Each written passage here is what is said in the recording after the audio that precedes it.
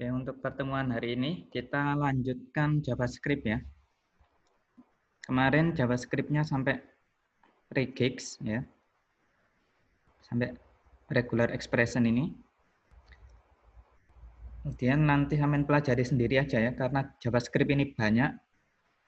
Jadi untuk selanjutnya ini sampean kerjakan percobaan yang JS Form sama yang JS ini HTML DOM.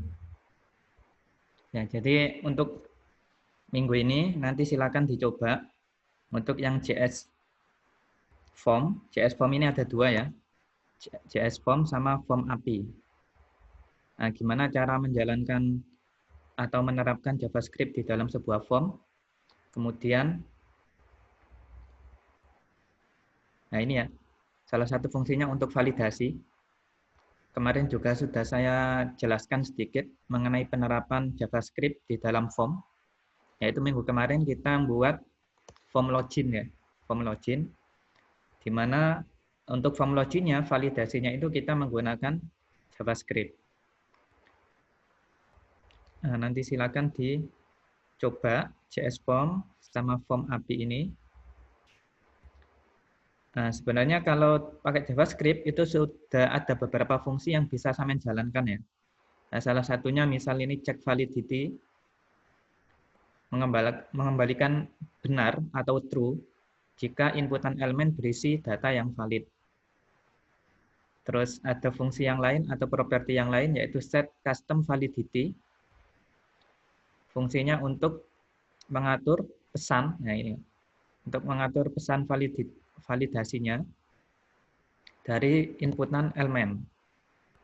Nah, jadi misal kalau sampean menginputkan email, nah kalau misal inputannya salah, itu nanti sampean akan bisa memberikan pesan, ya pesan validasinya. Misal inputan harus mengandung karakter @ atau harus mengandung karakter titik. Nah, itu bisa sampean terapkan dengan menggunakan set custom validity.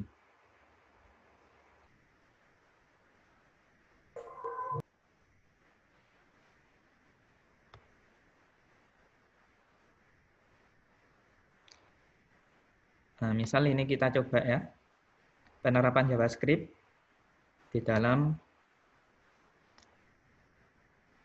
menentukan validasi atau validitas ya. Misal enter a number and click OK. Misal di sini disuruh masukkan number, tapi saya tulis huruf seperti ini. Di sini ada pesan, masukkan angka.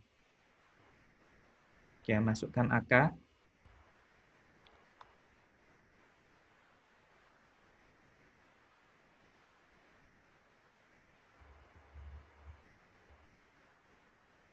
Kalau misal jika number kurang dari 100 atau lebih dari 300, error message. Misal saya menginputkan 6. Pilih nilai yang lebih besar dari 100.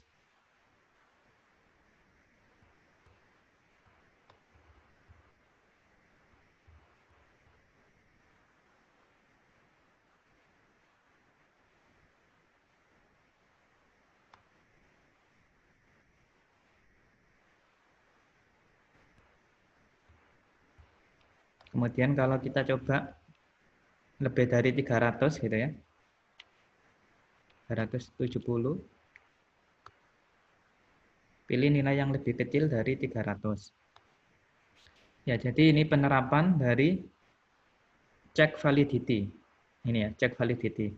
Jika inputan objek, pertama ini ya, variabel input objek, ini dia menyimpan atau mengambil ID dari ID1.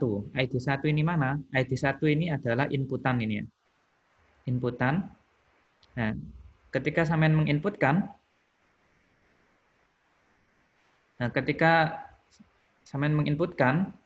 maka akan disimpan di variabel input object.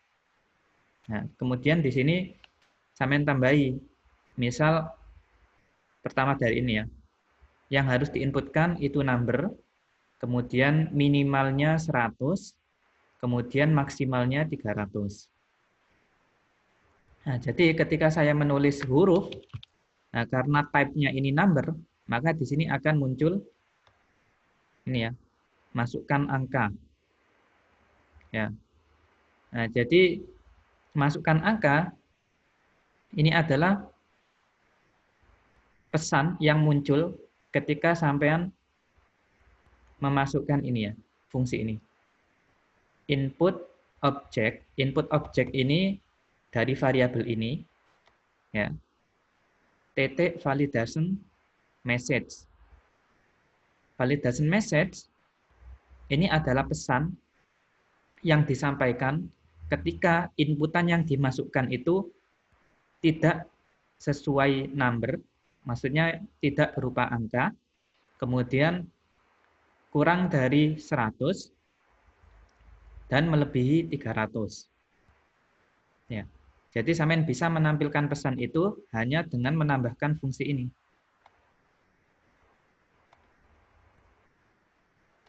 Ya, hanya dengan menambahkan validation message. Ya, validation message. Kalau check validity ini fungsinya untuk ngecek apakah inputan objek ini diisi atau enggak. Jika tidak, ini kan tanda tidak ya. Jika tidak, input objek titik check validity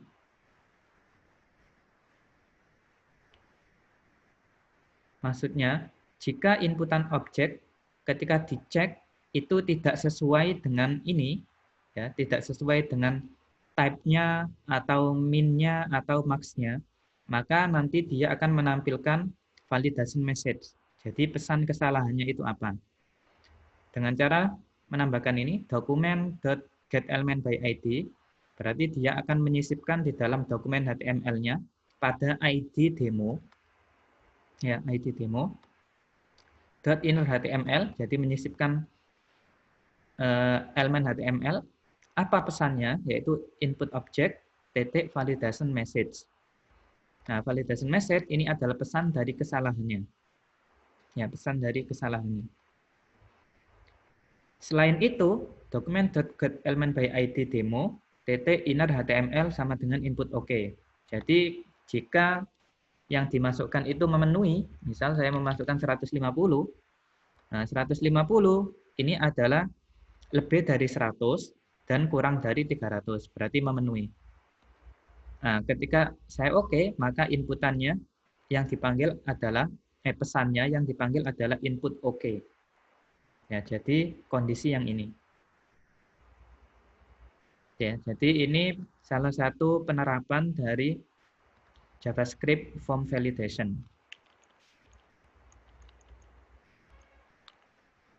Ini ya properti yang bisa digunakan, validity, validation message, dan will validate. Nah, ini properti juga yang bisa digunakan. Jadi sebenarnya ada banyak fungsi-fungsi JavaScript yang sudah jadi dan langsung bisa sampai gunakan. Jadi lebih mempermudah.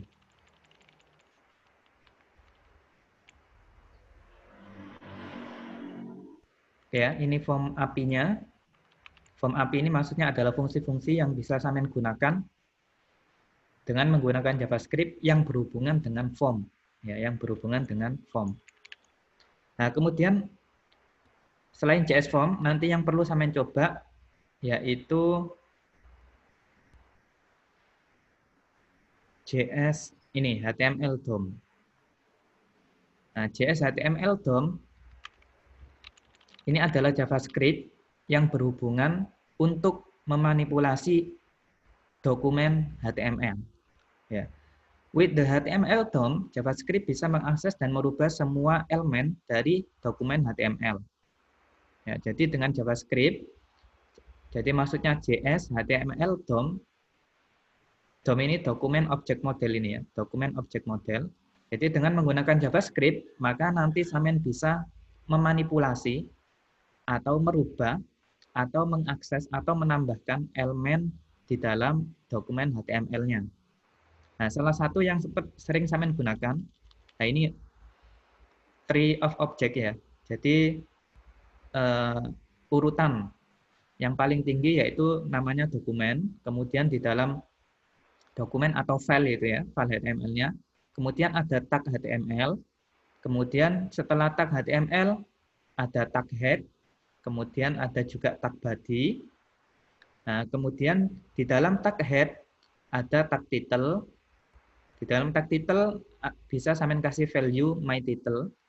Nah, kalau di dalam tag body, di dalam tag body ini ada banyak yang bisa sampean tambahkan elemennya ya. Salah satunya ada atribut href, kemudian elemen tag A, elemen h1, kemudian value-nya my link, my header.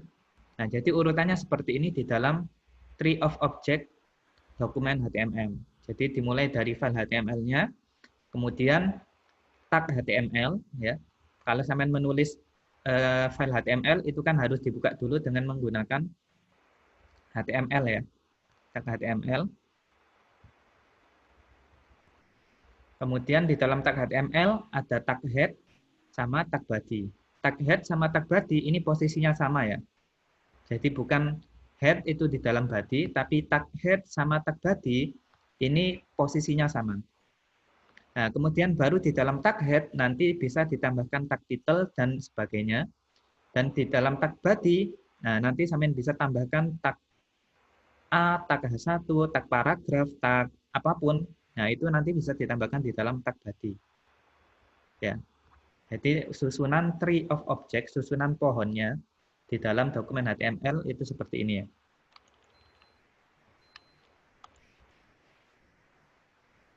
With the object model JavaScript get all the power it needs to create dynamic HTML. Jadi dengan menggunakan JavaScript ini sampean bisa menambahkan akses secara dinamis di dalam HTML.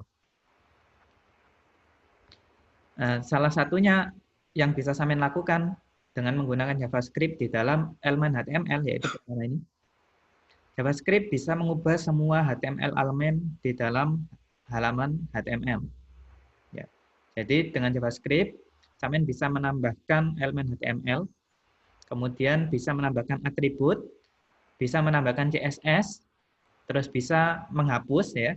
Selain menambahkan, sampean bisa menghapus dan lain sebagainya ini ya. Jadi JavaScript ini sangat interaktif sekali untuk bisa mengakses halaman HTML. Ya, jadi nanti sampean akan belajar mengenai JavaScript untuk HTML DOM. Salah satu yang paling sering digunakan yaitu ini document.getElementById, kemudian inner HTML. Nah, ini yang paling sering digunakan untuk mengakses elemen HTML.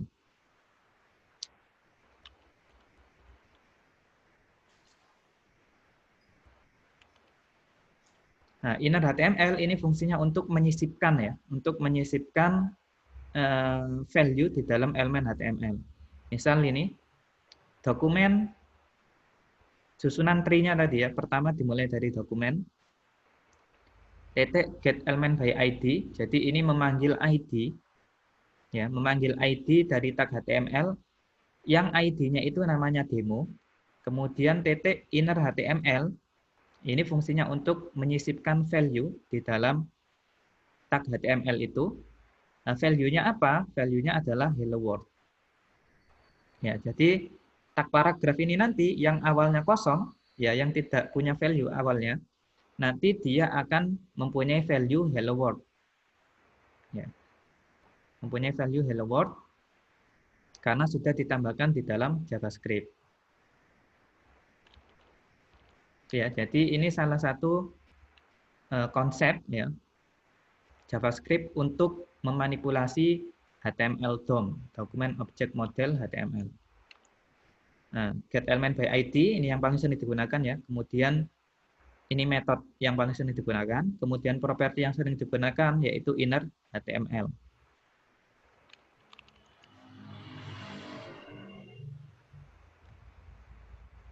Ya, jadi nanti dicoba mulai JS Form sama JS HTML DOM.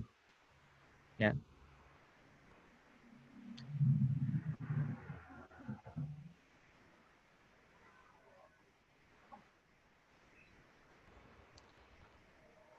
Itu untuk percobaan JavaScript-nya.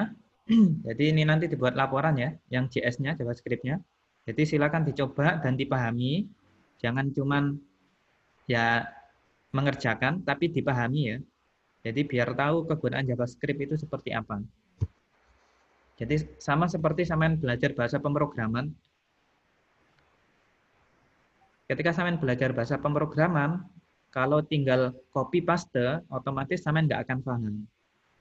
Ya, nggak akan paham apa yang dikerjakan. Codingannya itu fungsinya buat apa, langkah-langkahnya itu pembuatannya seperti apa, alurnya itu seperti apa. Nah, jadi sama ketika sampean belajar bahasa C, JavaScript ini harus dicoba dan harus dipahami. Ya, jangan cuma di copy paste saja. Oke ya, siap ya? Ya, Pak.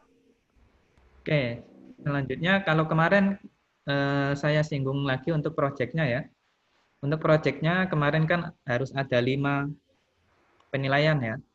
Mulai dari tampilan awal, kemudian halaman admin, kemudian login, kemudian CRUD, kemudian desain. Ya, jadi ada 5 ini. Kemarin sudah saya jelaskan mengenai login. Loginnya dengan menggunakan JavaScript. Nah, untuk nanti pada waktu penerapan proyeknya, sampean bisa menggunakan JavaScript atau PHP untuk loginnya ya. Jadi terserah, yang penting nanti bisa mendemokan. Nah, jadi nanti untuk proyeknya didemokan satu persatu, ya. Waktunya 10 menit, 10 menit untuk demo. Nah, jadi nanti saya akan tahu mana yang mengerjakan dengan serius, mengerjakan sendiri, yang paham siapa, yang nggak paham siapa, yang desainnya bagus yang mana, yang fiturnya lengkap yang mana. Jadi nanti untuk demonya satu persatu ya. Waktunya 1 menit, 1 menit, 10 menit. Waktunya 10 menit. Nanti demonya lewat Zoom atau Google Meet. Nanti didemokan pada minggu ke-15 dan 16. Ya, minggu ke-15 dan 16. Sekarang minggu ke berapa?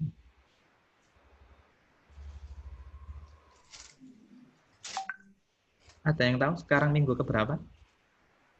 11, Pak. 11. Nah, berarti sebentar lagi ya. Minggu ke-15 dan 16 nanti dibuat demo project-nya. Ya, silakan dibuat sebagus mungkin. Untuk minggu depan kita masuk ke Bootstrap ya. Jadi JavaScript sebenarnya ada banyak ya. Kalau kita belajar satu persatu emang agak lama karena materinya JavaScript ini banyak. Nanti silakan kalau misal ada kesulitan dicoba sendiri ya. Kalau misal pada waktu pengerjaan project saya nggak tahu fungsi JavaScript ini buat apa, nah nanti bisa saya mencari di ini Witri School. Insya Allah semuanya di sini ada ya. Hampir lah ya, hampir. Tutorialnya ini menurut saya cukup lengkap. Oke. Selanjutnya akan saya jelaskan mengenai CRUD. Kemarin kita buat login. Selanjutnya akan saya jelaskan CRUD.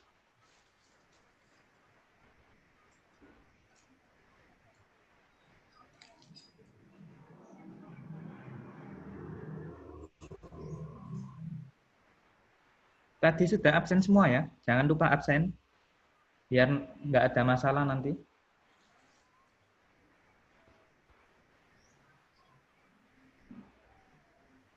Sudah, Pak. Oke.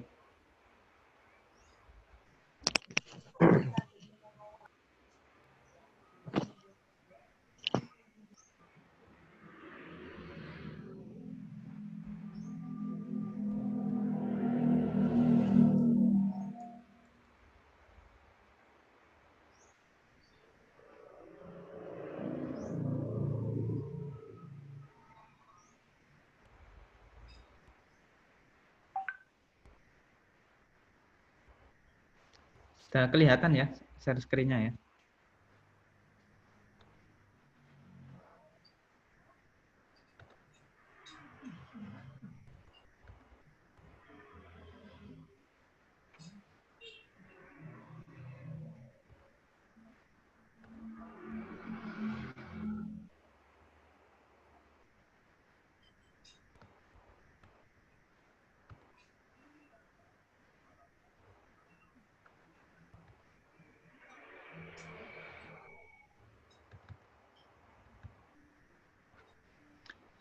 Oke, selanjutnya saya akan jelaskan mengenai CRUD.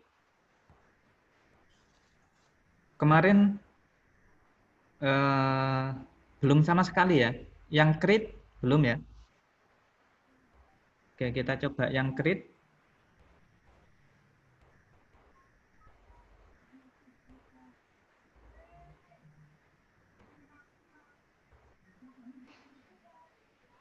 Nah, untuk membuat CRID, yang harus sampean lakukan pertama yaitu membuat formnya ya.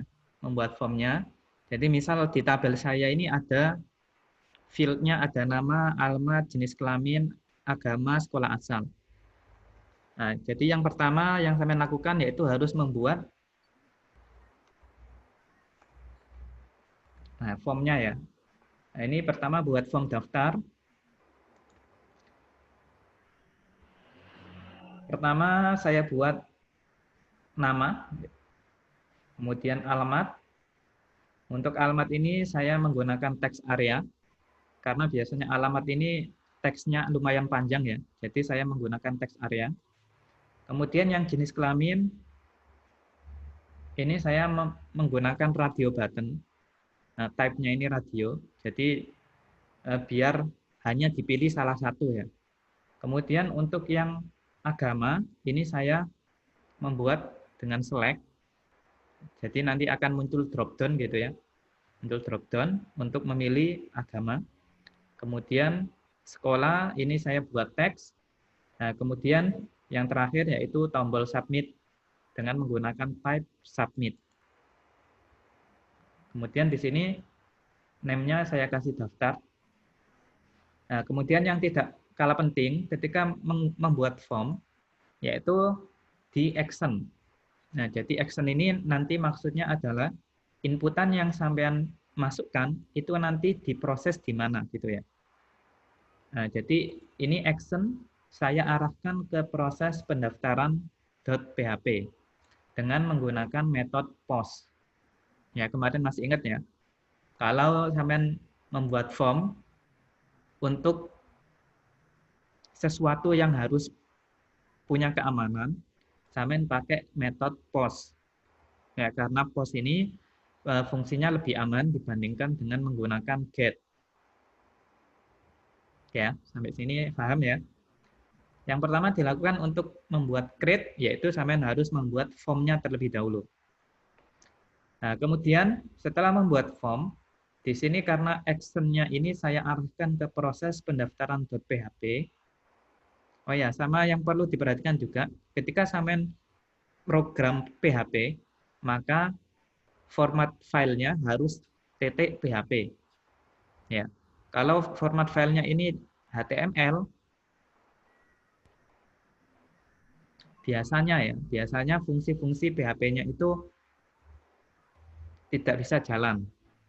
Nah, jadi di sini sampean harus merubah .php. Nah, kemudian setelah membuat form, action-nya ini proses pendaftaran .php, maka yang selanjutnya yaitu saya membuat file proses pendaftaran .php ini ya. Nah, ini file proses pendaftaran .php. Nah, kemudian yang pertama yaitu include config.php. Jadi maksudnya di sini adalah saya harus mengkoneksikan dulu ke database-nya. Ya.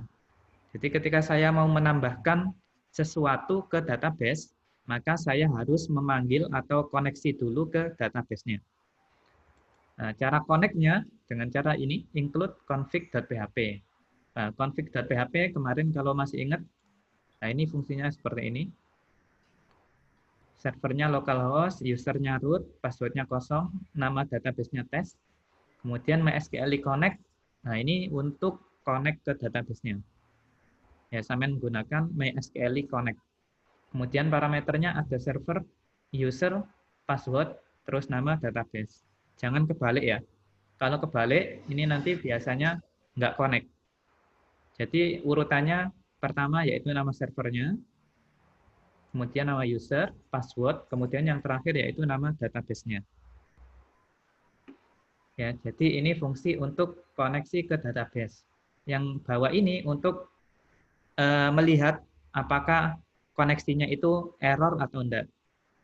Jadi jika tidak DB, jadi jika tidak connect, maka dia akan memunculkan die. Die ini fungsinya untuk memunculkan pesan error. Ya, die ini untuk memunculkan pesan error. Gagal terhubung dengan database. Kemudian di sini saya kasih MySQL Connect error. Jadi fungsinya untuk memberikan pesan, ya, error di MySQL-nya itu apa. Jadi misal errornya itu database-nya tidak tersedia, file database not exist. Nah, misal seperti itu. Nah, itu adalah pesan yang dihasilkan dari ini, MySQL Connect error. Oke ya. Oke, jadi setelah connect ke database, maka di sini saya cek apakah tombol daftar sudah diklik atau belum. Nah, jadi di sini form daftar, ini kan ada submit ini ya. Jadi ketika tombol submit ini diklik, ya, maka di sini bisa dicek jika post daftar, jadi maksudnya jika tombol submit-nya itu sudah diklik, post ini maksudnya adalah dia mengirimkan pesan gitu ya. Jadi jika tombol submit-nya itu sudah mengirimkan pesan ke file proses pendaftaran .php, maka nah di sini diambil value-nya, ya, value dari inputannya. Misal untuk mengambil value inputan nama, maka di sini saya tinggal panggil ini underscore post nama. Nah, nama di sini adalah sesuai dengan name yang ada di sini. Nah, ini ya. Jadi sesuai dengan name inputannya. Nah, kemudian alamat, nah ini juga sama, name dari inputannya. Ini ya, name alamat. Nah, dan seterusnya ini ya. Jadi ini untuk mengambil value dari inputan dengan cara underscore post, kemudian nama name-nya. Nah, kemudian di sini ada variabel yang digunakan untuk menyimpan hasil dari inputannya. Nah, jadi di sini saya buat variabel nama, ya, variabel nama untuk variabel nama untuk menyimpan hasil inputan nama, variabel alamat untuk menyimpan hasil inputan alamat, JK untuk menyimpan jenis kelamin, dan sebagainya ini ya. Nah, kemudian untuk menambahkan data ke database atau ke tabel yang saya tuju, yaitu dengan cara melakukan query ini, insert into, ya, insert into calon siswa. Calon siswa ini nama tabelnya. Kemudian ini nama field-nya, ya, nama field-nya yang ada di tabel. Di tabel calon siswa itu ada field nama, field alamat, jenis kelamin, agama, sekolah asal. Kemudian value-nya, nah, dolar nama ini yang dimaksud adalah ini ya. Nah, jadi dolar nama ini kan isinya adalah hasil inputan dari nama. Nah, jadi di sini dimasukkan sebagai value. Kemudian alamat, JK, agama, sekolah, ini ya. Jadi dimasukkan di sini. Nah, kemudian setelah melakukan query, nah untuk mengeksekusi query ini, insert into ini, nah ini kan cuma menulis query-nya. Nah, untuk mengeksekusinya, kalian gunakan ini, MySQL query. Ya, MySQL query.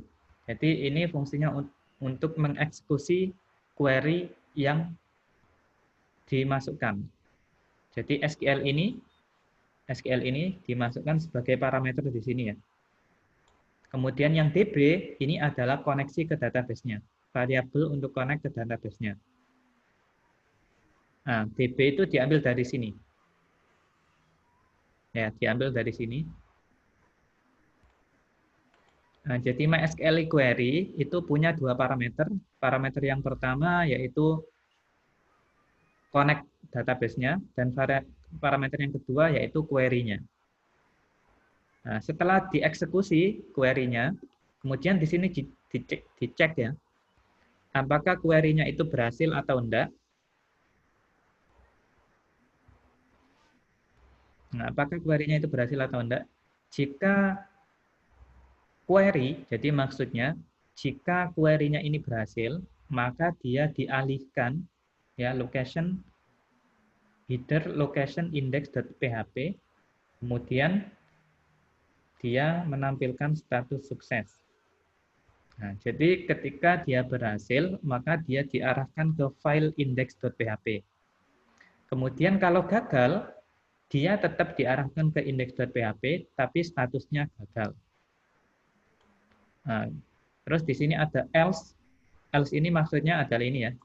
Jika tidak ada tombol daftar yang diklik, maka dia masuk ke kondisi ini dan menampilkan pesan error, akses dilarang. Ya, jadi kalau kita lihat hasilnya,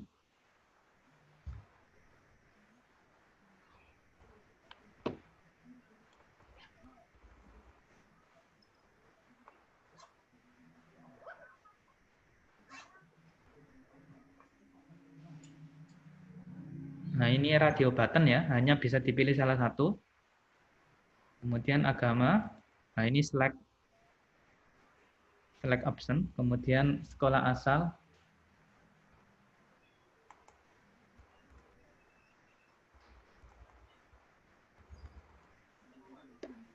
Oke, ketika diklik daftar, ya, diklik daftar, nah ini dia akan memproses dan menambahkan data ke database. Nah, kemudian kalau berhasil, dia diarahkan ke sini ya, index.php, statusnya sukses. Nah, kalau kita lihat hasilnya, nanti seharusnya dia masuk ke database-nya, masuk ke tabel calon siswanya.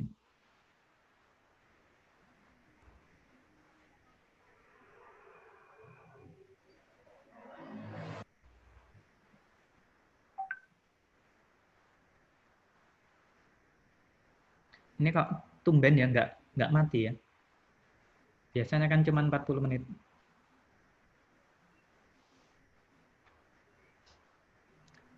Oke, masih lemot ya ini laptopnya.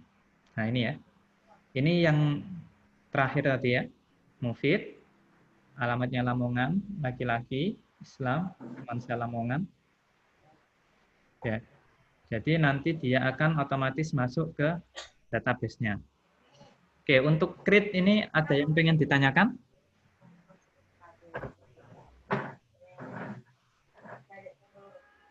Halo, ada yang pengen ditanyakan mengenai create? Untuk membuat tabelnya itu gimana, Pak? Oke, untuk membuat tabel ini nanti masuk ke read ya, read, membaca data. Oke, untuk yang create dulu. Tadi ada yang dibingungkan atau enggak?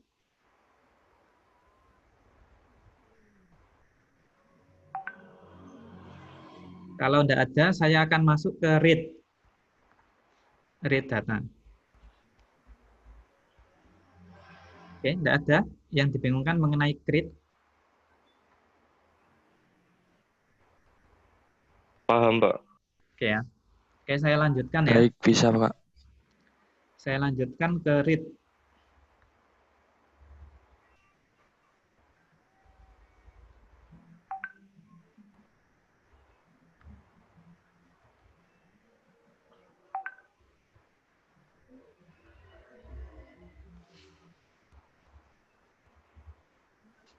Oke, untuk read data, untuk membuat tabel seperti ini ya, ini namanya read, untuk menampilkan data.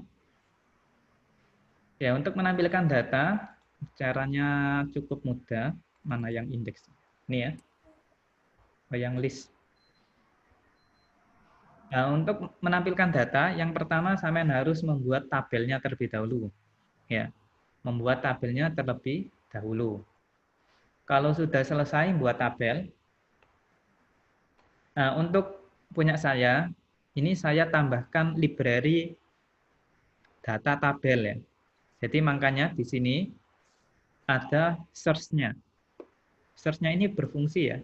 Nah, misal saya cari Mufid, nah, yang ditampilkan dua ini. Kemudian di sini juga ada next-nya, ada previous-nya. Nah, ini saya tambahkan library data tabel. Kalau tidak saya tambahkan library data tabel, maka nanti tampilannya cuma ini aja, yang ada di dalam tabel ini. Nah, kalau saya tambahkan data tabel, nah nanti data tabel ini library ya. Salah satu library yang bisa sampean gunakan, yang bisa digunakan untuk membuat tabel lebih bagus, kemudian fiturnya juga lebih lengkap. Dengan data tabel sampean bisa tambahkan search, terus tombol ekspor PDF, ekspor Excel, ekspor lain-lain. Nah, itu bisa sampean tambahkan dengan menggunakan library data tabel. Dan prosesnya jadi lebih singkat ketika sampean menggunakan sebuah library. Nah, untuk membuat sebuah library, sampean harus yang paling pertama dilakukan yaitu harus memanggil library-nya dulu ya. Nah, cara memanggil library, sampean bisa tambahkan ini. Nah, ini ada library-library yang berhubungan dengan data tabel. Sebenarnya kalau sampean nggak harus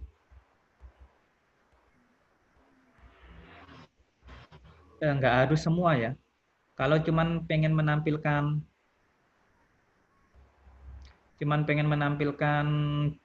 tabelnya saja, nggak perlu ekspor Excel atau PDF. Nah, itu biasanya cukup ini ya, data tabel Bootstrap, kemudian jQuery data tabel, kemudian jQuery.js, kemudian bootstrap.js. Jadi biasanya kalau sampean hanya membuat data tabel itu sederhana saja, itu cukup 5 link saja ya. Cukup 5 link saja.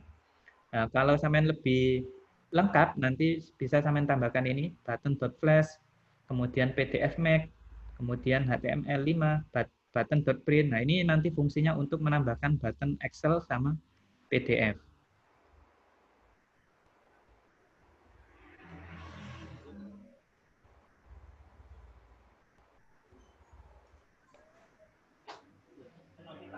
Ya.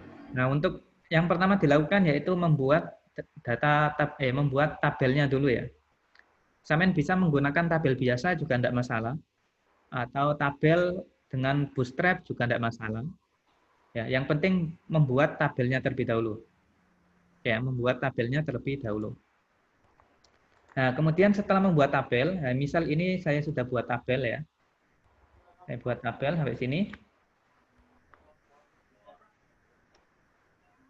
Oke, kalau sudah selesai membuat tabel, nanti yang di ini T-body ini ya.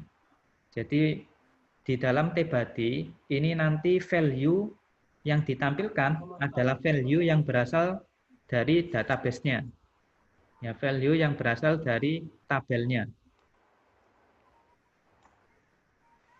Nah, untuk mendapatkan value dari tabel, caranya seperti ini. Di dalam T-body, ini ya, di dalam T-body.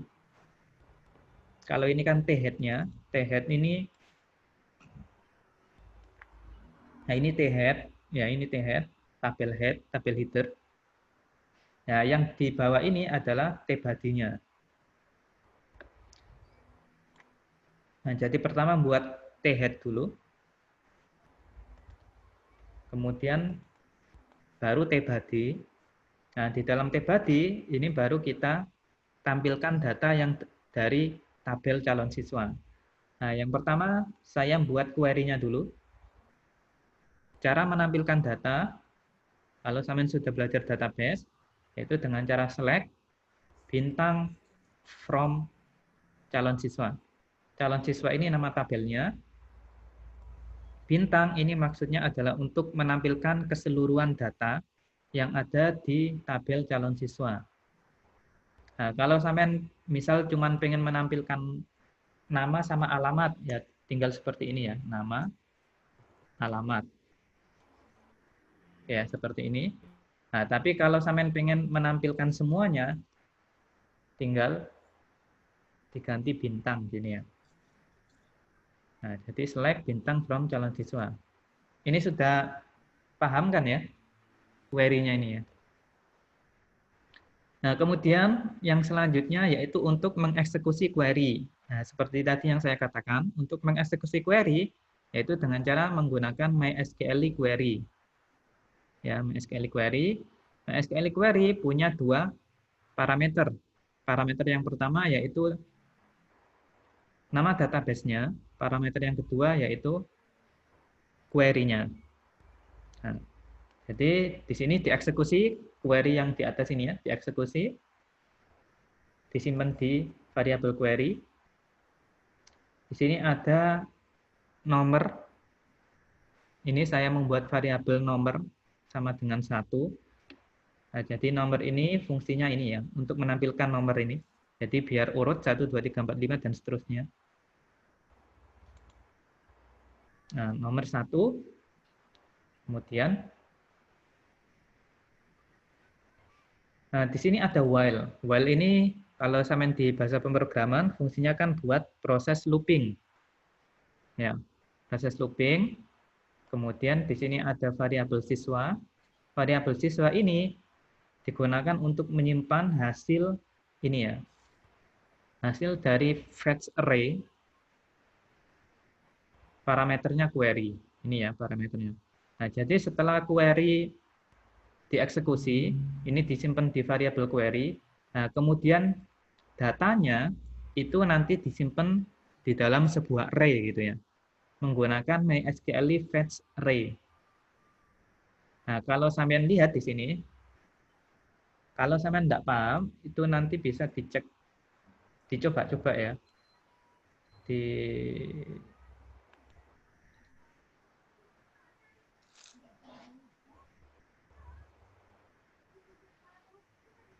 Dicoba seperti ini.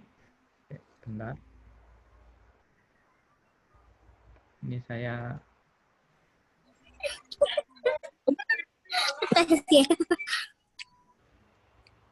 nah, sampean bisa coba lihat hasilnya seperti ini ya. Pakai printf. Dwi Wahyu nih, jangan berisik.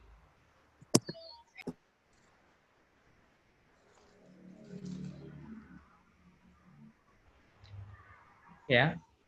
Jadi kalau sampean pengen tahu hasilnya MySQL fetch array itu seperti apa, nah bisa sampean coba pakai printf. Nah, kalau kita lihat di sini,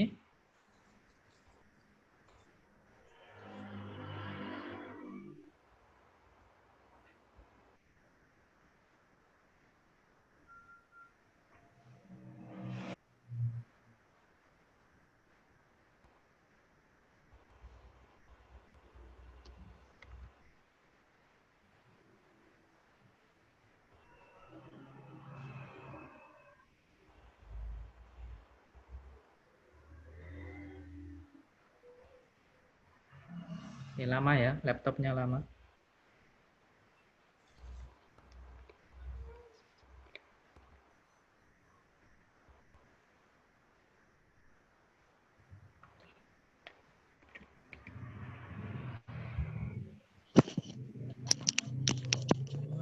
Ya, saya lanjutkan saja Izin ya. bertanya, Pak. Oh, ya, silakan. Apa itu kalau mencari library tabel itu gimana, Pak? Mencari library tabel. Nah, kalau sampean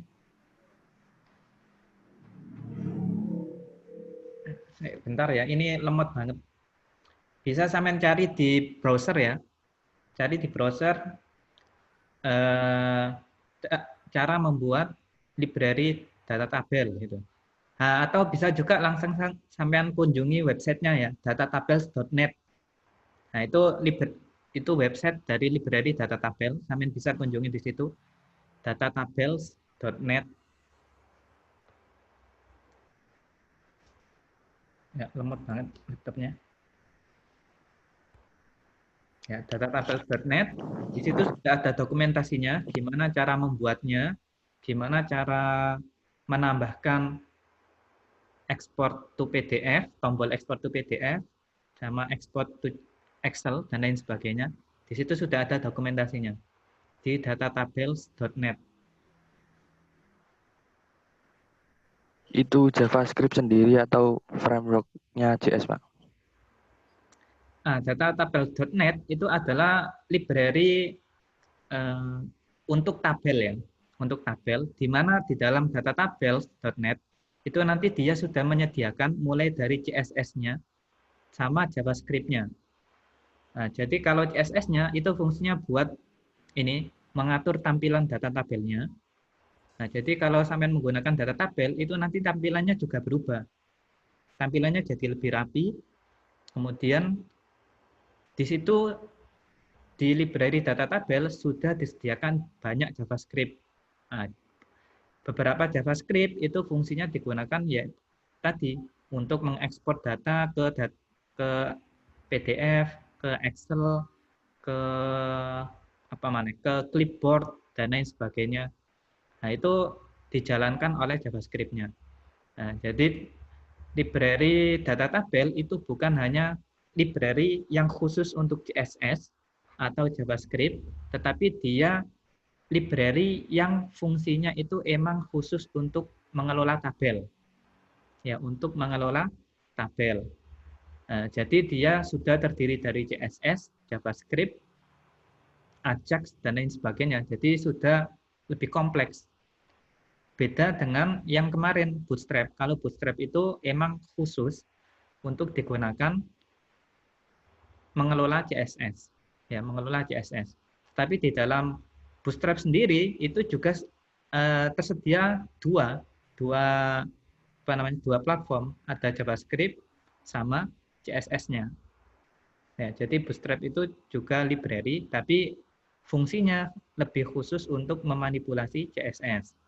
Nah, kalau yang data tabel, fungsinya lebih ke memanipulasi tabel. Nah, itu ya bedanya. Jadi di dalamnya terdiri dari CSS sama JavaScript. Bukan hanya CSS saja. Kalau CSS saja, nanti library-nya ya hanya ini, mengatur tampilannya saja. Tidak ada action-action yang bisa dilakukan. Nah, ini tadi ya. Kalau sampean menggunakan MySQL Fetch Array, ya MySQL Fetch Array, nah maka di sini akan ditampilkan menjadi sebuah array. Jadi data-data yang ada di tabel calon siswa itu nanti dijadikan sebuah array. Nah, ID 1, kemudian domisili, nama, alamat, nah ini ya. Nah, jadi di sini akan dijadikan sebuah array kalau menggunakan MySQL Fetch Array. Oke, ini saya back lagi ya. Nah, kemudian di sini setelah dijadikan sebuah array, disimpan di ini ya. Disimpan di variabel siswa. Nah, maka di sini nanti bisa dipanggil. Jadi siswa nama, jadi dia hanya menampilkan value dari nama yang ada di tabel calon siswa. Ini baris pertama ya, baris pertama. Karena ini while, berarti nanti dia akan di looping. Jadi yang pertama yang ditampilkan adalah baris pertama di dalam tabel calon siswa. Jadi mulai dari nama, alamat, jenis kelamin, agama, sekolah asal. Kemudian yang bawah ini untuk membuat tombol ya. Untuk membuat tombol edit sama hapus. Kemudian di sini ada nomor plus-plus. Jadi nomor plus-plus ini karena di sini saya set untuk value nomor yang pertama itu 1. Nah, maka nilai baris pertama itu 1. Saya save lagi.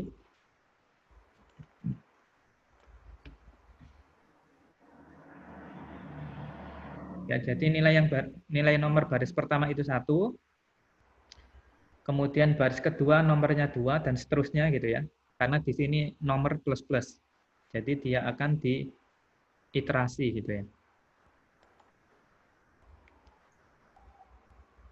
Oke, jadi untuk menampilkan data dari tabel calon siswa, caranya seperti ini ya. Pertama dipanggil query-nya, kemudian dieksekusi query-nya, kemudian di while ya. Kemudian hasil query ini dijadikan sebuah array, terus disimpan di tabel siswa. Nah, baru di sini dia dipanggil. Untuk menampilkan nama ya tinggal di sini siswa nama. Siswa ini dari sini ya. Nah, siswa ini kan sudah menyimpan semua data yang sudah dijadikan array, kemudian disimpan di dalam variabel siswa. Jadi untuk menampilkannya tinggal seperti ini. Siswa nama, siswa alamat, jenis kelamin, dan seterusnya. Nah, jadi yang pertama ditampilkan baris pertama, karena ini while ya. Jadi dilakukan looping lagi untuk baris kedua, baris ketiga, dan seterusnya sampai data yang ada di dalam tabel calon siswa itu selesai ditampilkan.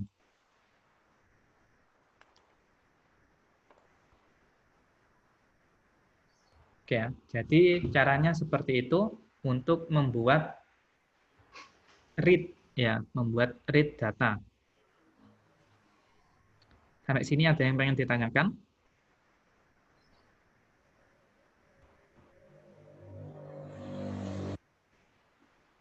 Nggak ada?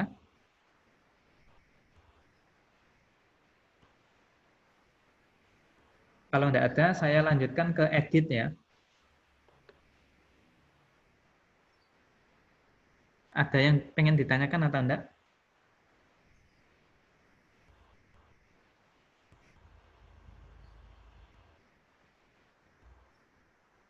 Oke, saya lanjutkan ya.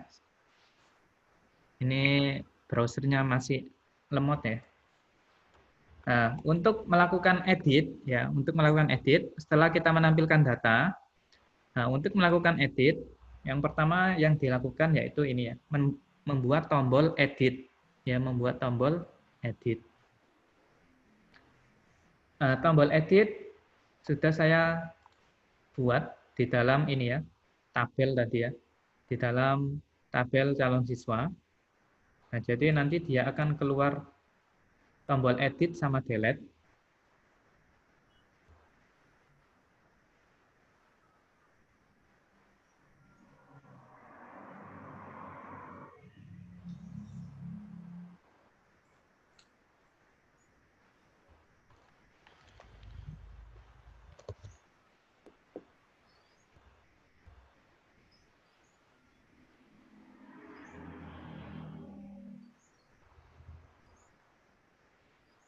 Oke, lama sekali ya browsernya ini.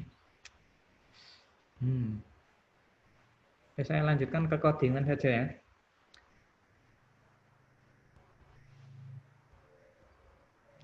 Nah, jadi untuk membuat edit, yang pertama yang saya lakukan yaitu harus membuat tombol editnya ya. Nah, tombol editnya ini saya kasih href. Jadi href ini untuk link ya. Jadi untuk memanggil file lain. Nah, jadi di sini saya tambahkan href, kemudian form edit.php.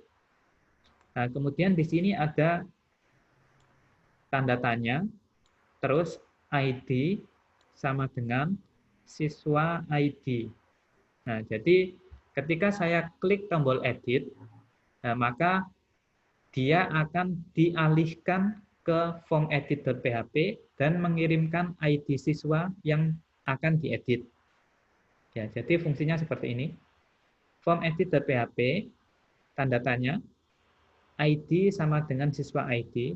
Jadi ini fungsinya untuk memanggil form edit.php dan mengirim ID siswa yang akan diedit. Nah, sama seperti yang dihapus. Memanggil hapus.php, kemudian mengirim ID siswa ID. Jadi dia akan mengirim ID siswa yang akan dihapus ke file hapus.php. Ya. Jadi yang pertama dilakukan yaitu membuat tombolnya dulu, mana yang akan diedit, mana yang akan dihapus. Kalau sudah, yang pertama saya bahas yang form edit dulu ya. Nah, untuk form edit.php, nah ini buatnya juga hampir sama-sama yang kayak daftar ya, tapi ada perbedaan. Pertama, include config.php, yaitu sampean harus memanggil koneksinya dulu, harus membuat koneksi ke database-nya. Kemudian di sini dicek, jika tidak ada iset get ID, jadi maksudnya jika tidak ada ID yang dikirimkan, ya, jika tidak ada ID yang dikirimkan, jika tidak ada ID yang dikirimkan ke form edit.php, maka di sini dia diarahkan ke listsiswa.php, ya, ke listsiswa.php. Nah, kemudian ID sama dengan get ID. Ya, ID sama dengan get ID. Ini fungsinya untuk memanggil, ya, untuk mendapatkan ID, ya, mendapatkan ID dari ID siswa yang dikirimkan ke file form edit.php. Ya. Kemudian disimpan di sini di variabel ID. Nah, kemudian setelah mendapatkan ID, maka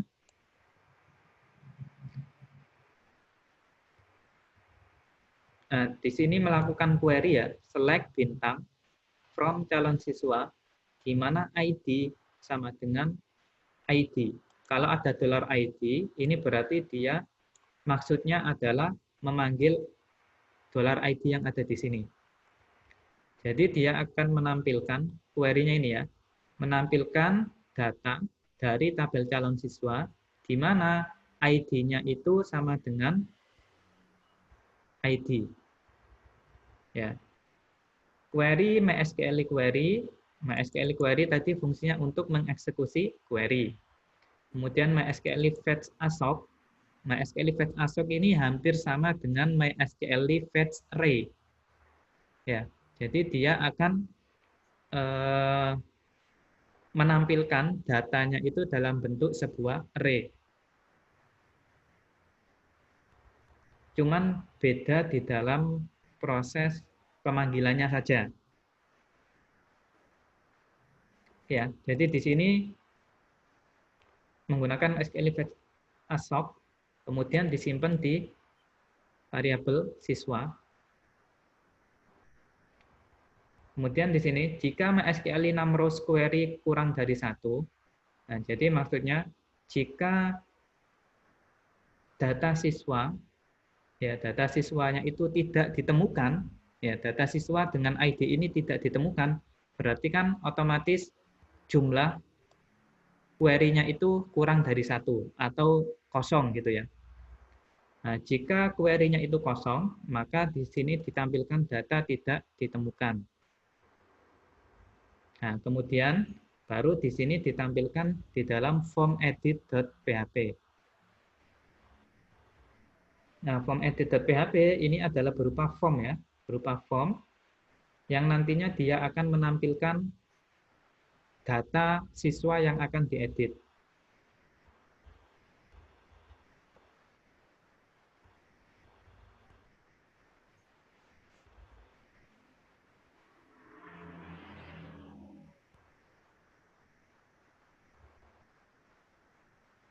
Ya, jadi di sini akan ditampilkan ini untuk menampilkan ID, tetapi di sini di hidden, berarti dia tidak ditampilkan di dalam formnya. Nah, kemudian yang ditampilkan yang tidak di hidden. Di sini menampilkan value PHP echo siswa nama. Ya, PHP echo siswa nama, berarti di form editnya dia akan menampilkan nama. Kalau kita lihat di webnya, nah ini belum selesai-selesai dari tadi ya.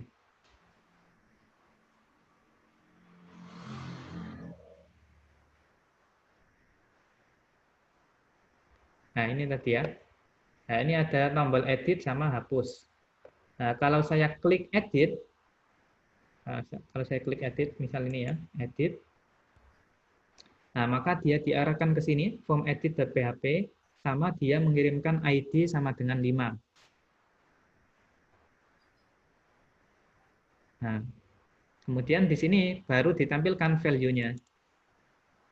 Nah ini ya, value dari nama, alamat, terus jenis kelamin, terus agamanya, dan sekolah asalnya. Nah, cara menampilkan ini adalah codingannya yang itu tadi ya. Nah, codingannya ini. Jadi dimulai dari ini, memanggil koneksi database, kemudian ini mengambil ID, kemudian baru menampilkan select bintang from calon siswa, di mana ID sama dengan ID siswa yang dikirim tadi ya. Kemudian baru ditampilkan di formnya, yaitu dengan cara ini menambahkan di value, menambahkan value, echo siswa nama, kemudian echo siswa alamat. Kalau teks area tinggal ditambahkan di sininya ya, tidak perlu ditambahkan value. Ya beda ya, kalau di teks ini kan sampean tambahkan ini value, kalau di teks area sampean tambahkan di sini. Ya, ada perbedaan. Kemudian yang jenis kelamin, nah, di sini dicek JK siswa jenis kelamin, kemudian di input type radio, value-nya laki-laki, echo JK sama dengan laki-laki, kemudian ditambahkan ini ceket. Nah, ceket ini maksudnya berarti nanti yang dipilih, nah yang dipilih adalah yang laki-laki. Kalau misal yang perempuan yang dicek, yang ditambahi ceket, berarti yang perempuan ini nanti yang dipilih. Ya, seperti itu ya. Ini yang untuk radio button, ini yang untuk select option. Kemudian alamat, sekolah, ini sekolah asal, ditambahkan value-nya ini. Nah, jadi nanti tampilannya seperti ini. Nah, kalau sudah seperti ini, ketika diklik simpan,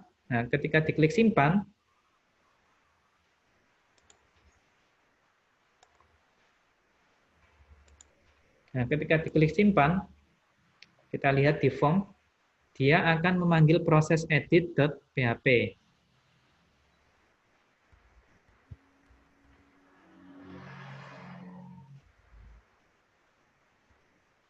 Nah, ketika diklik simpan, maka dia ini akan diarahkan ke proses edit.php. Nah, proses edit.php, mana ini ya? Nah, proses edit.php ini prosesnya hampir sama dengan yang di daftar tadi ya, form daftar, proses daftar. Nah, tetapi perbedaannya adalah di sini query-nya. Kalau tadi insert into, kalau untuk mengedit, di sini menggunakan update. Update, nama tabelnya, kemudian ditambahkan set. Ya. Ini perbedaannya. Kalau insert,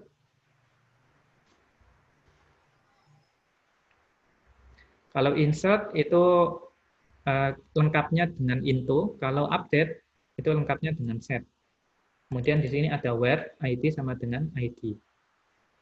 Kemudian nah ini sama ya, jika query-nya berhasil, maka dia diarahkan kalau list siswa.php, kalau gagal, dia akan menampilkan gagal menyimpan perubahan. Oke ya, ini untuk edit. Kemudian untuk yang delete, ini kembali lagi ke siswa ini ya, list siswa. Nah, di sini dia diarahkan ke hapus.php. Nah, hapus.php, kalau kita lihat di sini, nah, dia codingannya simple. Dia codingannya simple ya. Include config.php. Jika I set get ID, jadi maksudnya jika ID yang dikirimkan, ada ID yang dikirimkan, dia akan menyimpan disimpan di dalam variabel ID. Nah, kemudian dia melakukan query delete from calon siswa where ID sama dengan ID. Kemudian dilakukan eksekusi. Kemudian kalau berhasil, dia diarahkan ke list siswa.php. Kalau gagal, dia diarahkan ke dia ditampilkan pesan gagal menghapus. Nah, kalau misal tidak ada ID yang dikirimkan, maka di sini akses dilarang. Ya, seperti itu ya. Untuk CRUD.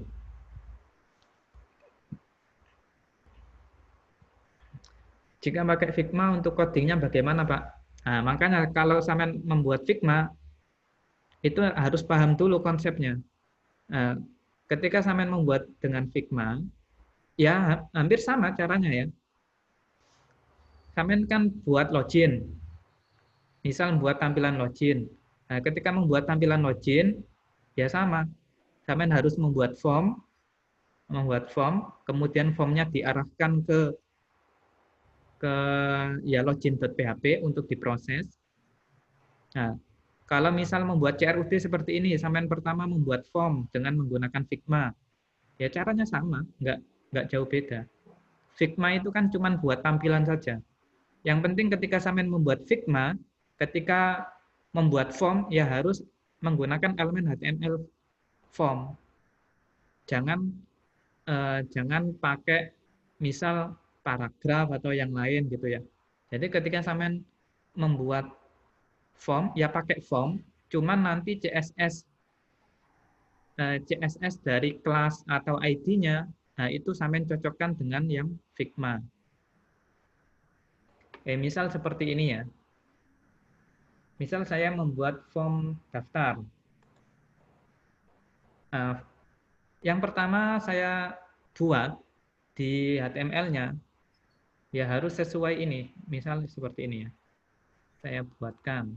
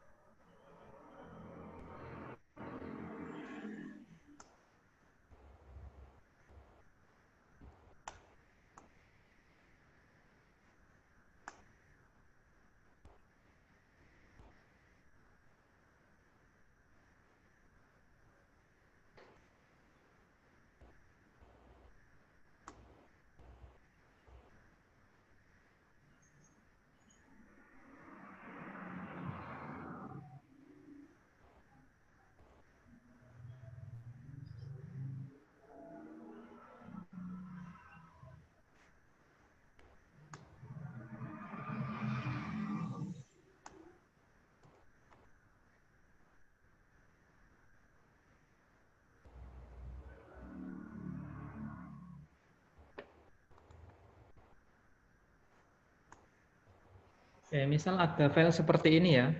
Kemudian di sini saya tambahkan CSS. Saya buat CSS.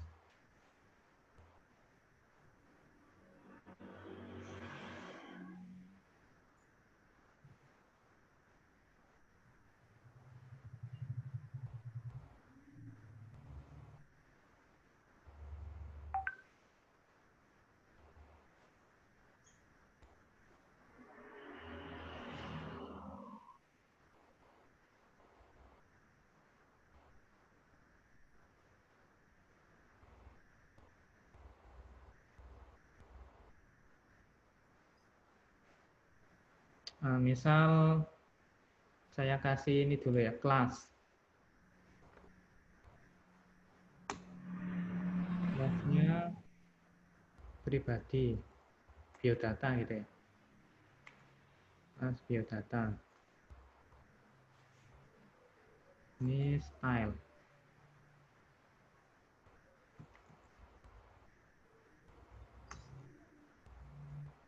kelas itu pakai apa? Titik atau pagar?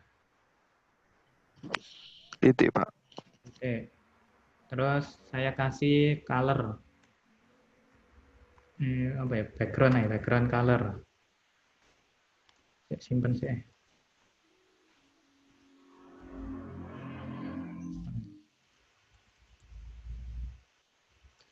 .css.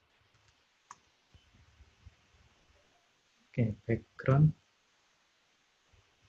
color sama dengan white blue.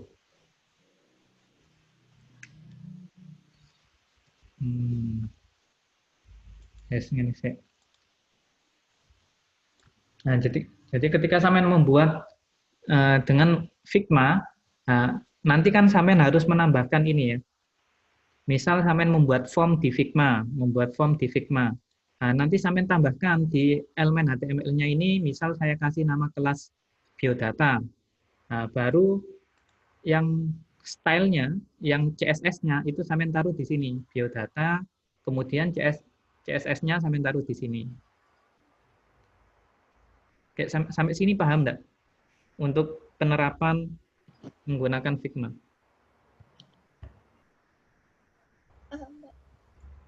Paham atau enggak?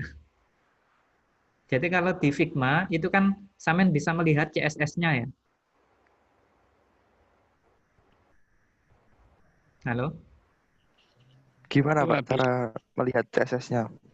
Tuh. Wah, iki. Wingi tak wis tak sudukno sih. Kemarin cuma disuruh nyoba itu, Pak, buat from login. Gak ngikut itu kawal tadi. Saya share screen yang mana ya?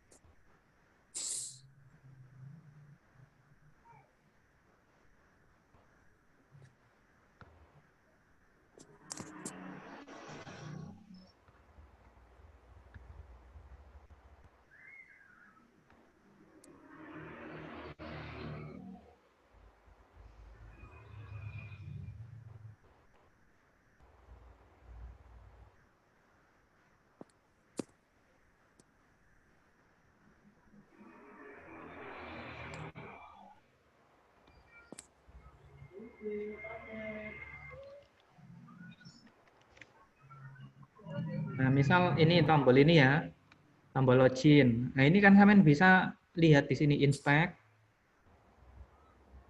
ke bawah. Mana ini enggak bisa ke bawah.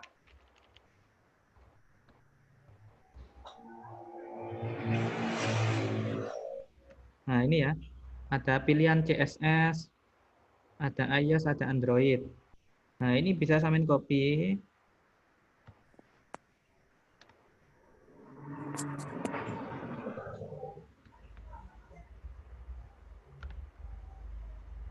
Nah, ini sampean copy, terus sampean taruh di CSS-nya tadi.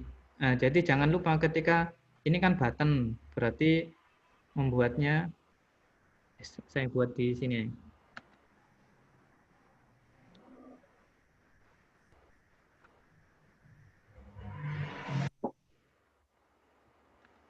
Oke, yang mengenai CRUD tadi nggak ada masalah ya.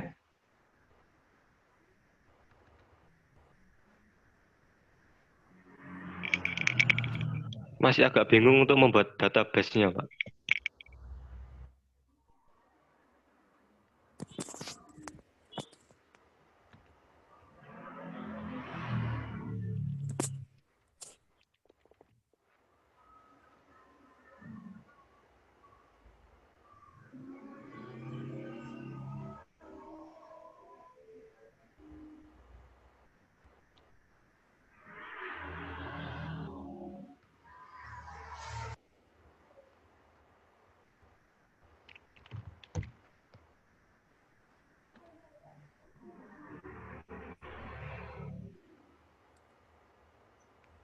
Nah, misal istiqyai lah.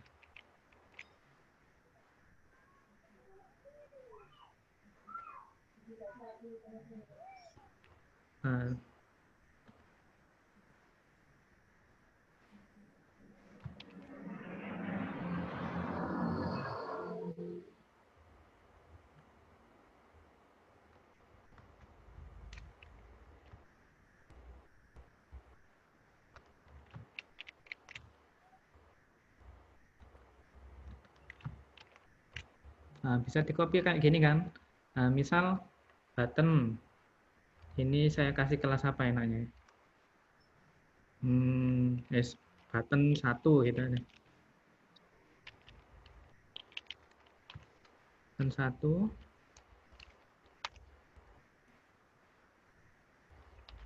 Oke.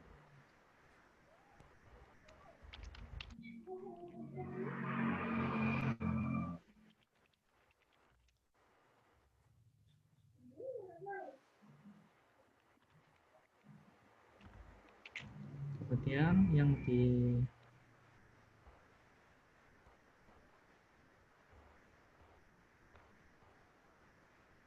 index ini saya kasih kelas sama dengan button 1.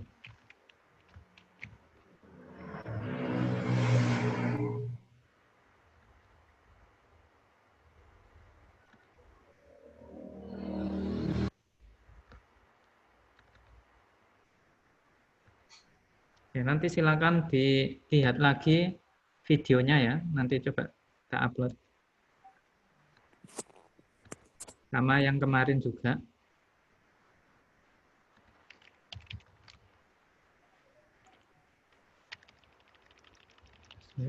Index.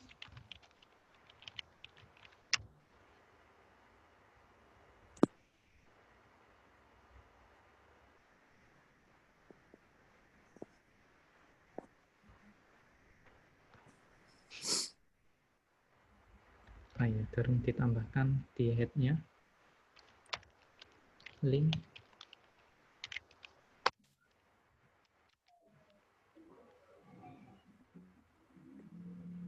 Oke.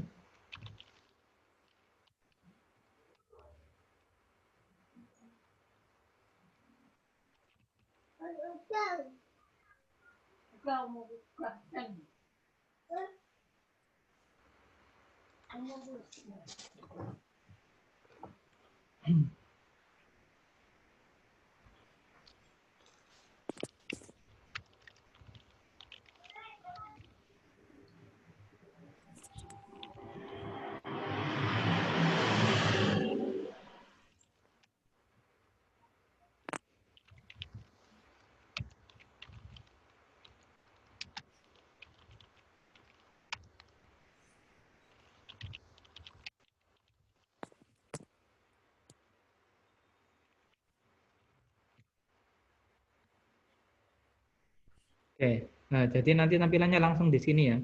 Ini yang button 1 tadi ya.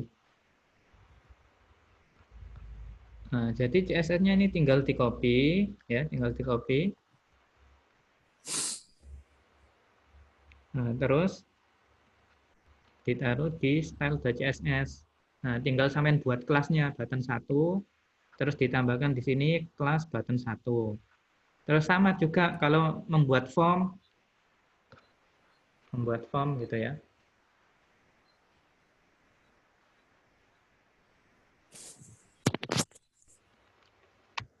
Nah, jadi ketika sampean membuat form di Figma, ya sampean juga harus membuat formnya juga di HTML. Form, terus input apa gitu ya.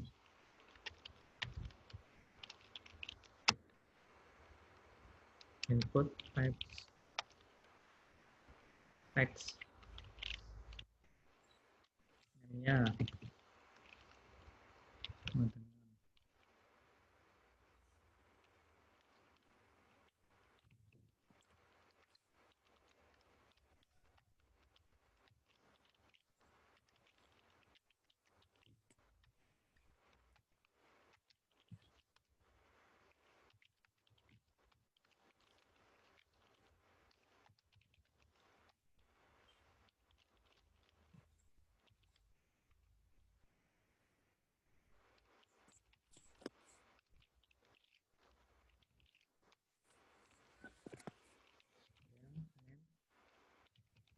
Sama.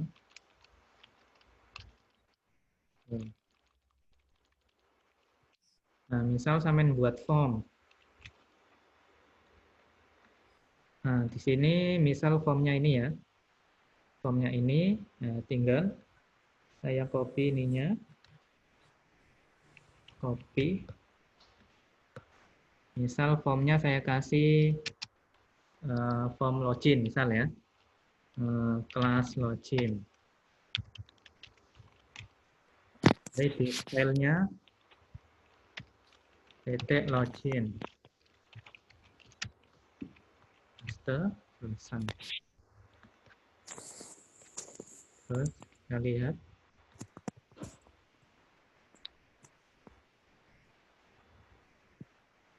Mana form? Formnya nggak kelihatan nih. Misal ini saya buat warna lain.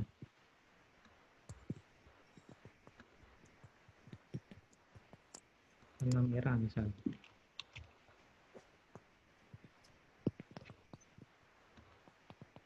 Nah, jadi nanti hasilnya seperti ini. Ya, jadi nanti kalau sampai buat Figma, pakai Figma, ya caranya seperti ini. Di sini kan ada inspect-nya, nah, sampai bisa lihat CSS-nya. Nah, nanti tinggal di copy, tinggal sampai buat style.css sendiri gini ya.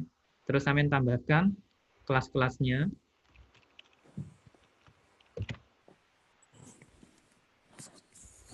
Ya, jadi kurang lebih seperti itu. Ada yang pengen ditanyakan lagi?